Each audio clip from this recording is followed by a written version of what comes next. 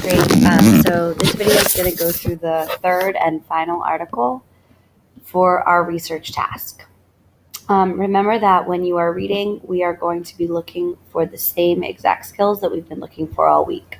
We need to understand what is the author's claim or argument, what are the key points that support that claim, is the claim strong, why or why not, what type and how much evidence does the author use, what is the author's purpose, and how is it developed? So we're still working with our exact same prompt, but we're looking at our third and final article. While I'm reading this article, please make sure that you are following along in your text and reading to annotate the text for claim and purpose. Annotation is part of your grade. So today our article is called Teenagers Are Losing Confidence in the American Dream, and our author is Joe Pinsker. As I'm reading, please be annotating and for both claim and purpose. In 1990s, Teenagers Losing Confidence in the American Dream by Joe Pinsker. In 1996, when asked a series of questions about the brightness of her future, one high school senior said, "There's been extraordinary examples of people that have been poor, that have risen to the top just from their personal hard work. Not everybody can do that, I realize, but I think a lot of people could if they just tried." In 2011, a survey with identically worded questions was done with the same group. You can always work hard, but if you aren't given the opportunity or you don't have the funds to be able to continue working hard, then you never get the chance to get out of where you are, said one student. What a difference 15 years makes. In the 1990s, high school graduates faced a booming economy and relatively sunny job prospects. More recently, high school and college graduates have faced less hospitable conditions. A study published recently in the Journal of Poverty compares adolescents' perceptions from those two eras, and the results suggest that young Americans' outlook on social mobility has gotten changed. So I want you to take a second to underline the author's claim and look at the way that the claim is developed, circling two different strategies the author uses here. So look for some sentences that are going to really sum up what is this author claiming about the American dream and how teenagers feel about it, and then circle the way that it's developed.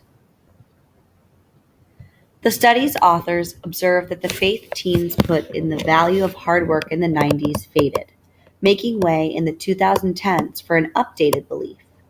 In this version of the American dream, anyone can go to college if they have the resources, are okay about going into debt, can somehow get a scholarship, are willing to go to community college, or come from a family of means, they write. As views on self-advancement changed over that decade and a half, so did views on the advantages of having lots of money. In 1996, high schoolers were more likely to feel that wealth wasn't a ticket to happiness, and a lack of opportunity might even have character-building advantages. If I was rich, I could see where it could come easy just to take it for granted, one participant said.